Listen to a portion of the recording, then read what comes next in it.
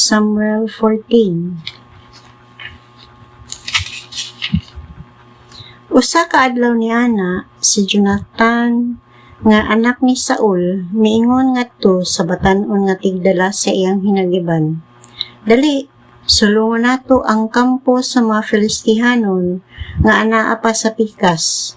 Apan wala niya pahibalua niini ang iyang amahan. Ninihigayon na didto si Saul sa Gibea ubos sa kahoy nga granada didto sa Migron. Uban kaniya ang mga 600 katawo. Uban usab kaniya si Ahias nga maoy nagdala sa epod. Si Ahias mao ang anak ni Ahitub nga igsuon ni Ikabod nga anak ni Pinehas nga anak ni Eli ang pari sa Ginoo didto sa Silo. Wala masayod ang ubang kasundaluhan nga milakaw si Jonathan didto sa agyanan sa Mikmas nga giagian ni Jonathan paingon sa kampo sa mga Filistihanon may pangpang sa pikas o pikas. Ang pikas ginganlag Boses ug ang pikas ginganlag Sene. Ang usa ka pangpang didto sa amihanan at bang sa Mikmas ug ang usa didto sa habagatan at bang sa Geba. Giingnan ni Jonathan ang nagdala sa iyang hinagiban. Tana, mangadto kita sa kampo niining mga dili tinuli nga Filistihanon. Basin pag mutabang kanato ang Ginoo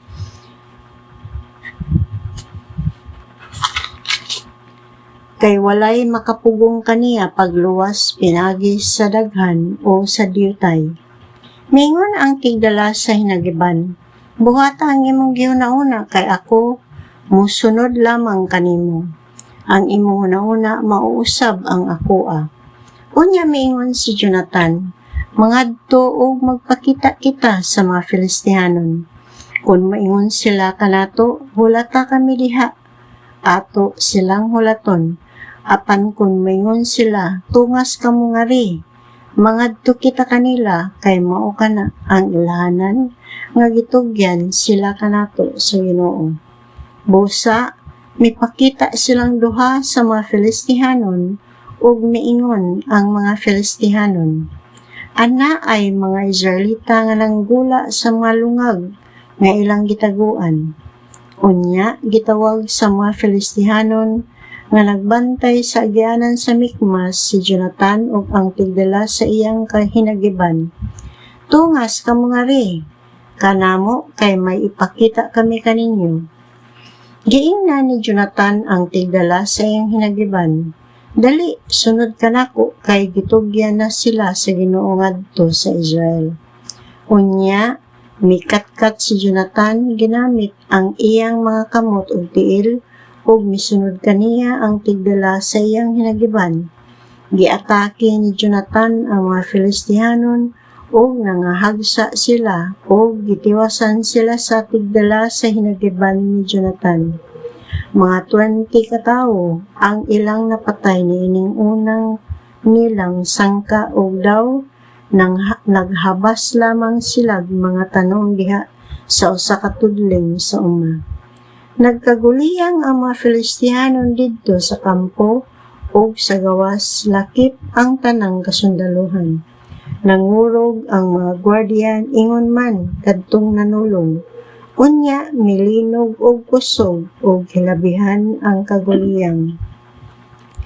Ang mga gwardiya ni Saul didto sa Geba sa Benjamin nakakita niining kaguliyang ug miingon si Saul sa iyang mga sakop.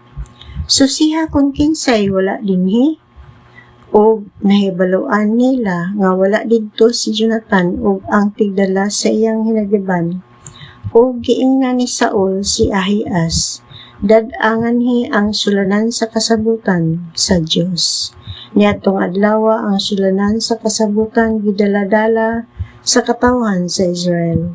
Samtang si Saul nakigsulti sa pari, misamot ang kaguliyang didto sa kampo sa mga Filistihanon o giingnan ni Saul ang pari. Wala na'y panahon sa pagpakisayod sa Ginoo. Unya si Saul ug ang tanan niyang sakop midasdas ug ang mga Filistihano nagunay og pinatyanay tungod sa dakong kaguliyang. Nining higayuna ang mga Hebreohanon nga tipon sa mga Filistihanon didto nadapig sa mga Israelita nga sakop ni Saul o si Jonathan. Sa pagkabalita sa mga Israelita nga nanago didto sa kabungturan sa Ephraim, nga nanagan ang mga Filistihanon, mitabang usab sila paggukod. Misaylo sa Bet-aben ang panag-away o giluwas sa Ginoo ang Israel ni adtong adlaw. Nangaluya ang katawhan sa Israel ni adtong adlaw kay nanumpa man si Saul nga nag-ingon. Tinunglo ang tawo nga mukaon sa dili pa moabot ang gabii o sa dili ko pa ni maslan ang akong mga kaaway.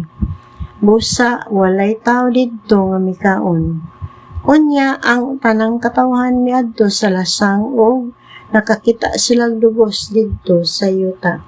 Apan walay nangahas sa pagtilaw niini tungod sa ilang kahadlok sa panumpa ni Saul. Apan wala masad si Jonathan sa panumpa sa iyang amahan, busa iyang gitunlob sa dugos ang tumoy sa iyang sungkod o gitilawan niya kini. Diha-diha, naarang-arang ang iyang gibati. Unya, usa sa iyang sakop niingon kaniya. Nag-ingon ra ba ang imong amahan nga tinunglo ang tao nga mukaon nining adlaw? O nangaluya ang katawhan. Unya, miingon si Jonathan, walay pulos ang pagdili nga gibuhat sa akong amahan ngadto sa katawhan. Tanawa, maayo na kaayo ang akong gibati kay mitilaw man ako jutay nining dugos. Mas maayo unta kung makapatuyang og kaon ang katawhan sa ilang ilog, gikan sa ilang mga kaaway aron daghan unta ang atong mapatay sa mga Filistihanon. Niadtong adlaw ilang gipamatay ang mga Filistihanon gikan sa Mikmas ngadto sa Ayalon ug luya na kaayo ang mga tawo. Nag-ilugay ang mga tawo sa mga butang nga gipamiyaan sa mga kaaway ug nanakop silang mga karnero ug mga baka. Ilang giihaw kini ug ilang gikaon lakip ang dugo. Unya ilang gisuginlan si Saul. Ang katawhan nakasala batok sa Ginoo kay giapil man nila pagkaon ang dugo. Og miingon si Saul, gibudhian ako ninyo, pagligid kamog bato nganhi kanako. Og misugo pa siya, pangadto kamo sa mga tao o padada ang tagsa-tagsa kanila og baka o kaniro aron ihawon og kanon dinhi. Ayaw kamo pagpakasala sa Ginoo pinaagi sa pagkaon og dugo. Busa ang tagsa-tagsa katawo nagdalag baka niadtong gabiuna og giihaw nila kini. Nagtukod si Saul og halaran alang sa Ginoo ug mao kadto ang unang halaran nga iyang gitukod alang sa Ginoo. Unya mingon si Saul, manglugsong kita ug sulungon nato ang mga Filistihanon ni kagabii ug hutdo nato sila pamatay sa dili pa mabuntag.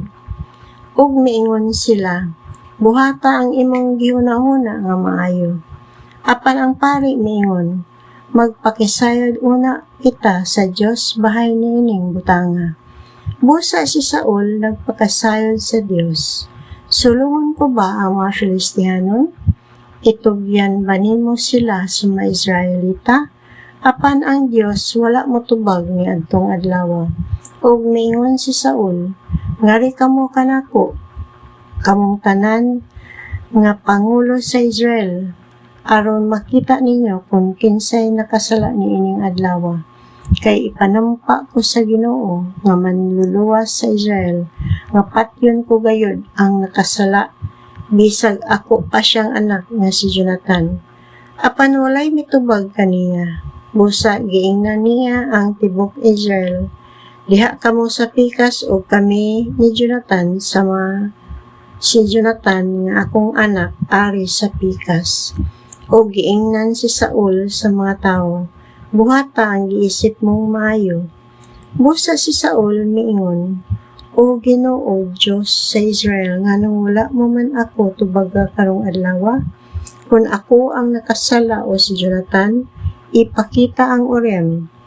Apan kung ang nakasala mao ang katawhan sa Israel, ang Tumim mao'y ipakita. Apan ang natungnan sa ripa mao si Jonathan o si Saul. Unya si Saul mingon, himo ang ripa tali kanako o sa ako anak nga si Jonathan. O ang natungnan mao si Jonathan. Unya giingnan ni Saul si Jonathan, tug-ani ako sa imong gibuhat. O si Jonathan mingon kaniya, mitilaw ako jutay sa dugos, pinagi sa tumoy sa akong sungkod busa patya ako. O gumingon si Saul, patyon unta ako sa Dios kung dili ko ikaw patyon, Jonathan. Apan mingon ang katawhan kang Saul, patyon ba di ay si Jonathan nga maoy nakahimo ni ining dakong kadaugan alang sa Israel? Ayaw siya patya, kay buhi man ang Ginoo. Walay matagak, bisag usa ka buhok sa iyang ulo, kay gitabangan siya sa Dios sa iyang nahimo karong adlaw. Busa ni ining paagiha, giluwas sa katawhan si Jonathan. Kunya wala na si Saul mo padayon pagbukod sa mga Filistihanon o ang mga Filistihanon na mauli sa ila. Sa dihang naghari na si Saul sa Israel, nakig-away siya sa tanan niyang mga kaaway nga naglibot kaniya, ang Moab, ang Ammon, ang Edomea, o ang mga hari sa Soba, o sa mga Filistihanon, o nabuntog niya silang tanan. Daghan siyang nahimo nga nagpaila sa iyang kaisog, o gibuntog niya ang mga Amalekanhon, o giluwas niya ang Israel gikan sa mga kaaway. Ang mga anak nga lalaki ni Saul mao si Jonathan, si Isbi, o si Malki-Sua, ug ang duha niya ka anak nga babae mao si Merab nga magulang ug ang manghod mao si Mikal. Ang asawa ni Saul mao si Ahinoam nga anak ni Ahiamas. Ang komandante sa iyang kasundalauhan mao si Abner, ang anak ni Ner nga iyang uyuan. Si Kis mao ang amahan ni Saul, ug si Ner nga amahan ni Abner, anak ni Abiel. May kanunay panag-away tali sa mga Filistihanon ug kang Saul samtang naghari pa siya, ug gihimo niyang mga sundalo kadtong kusgan ug isog.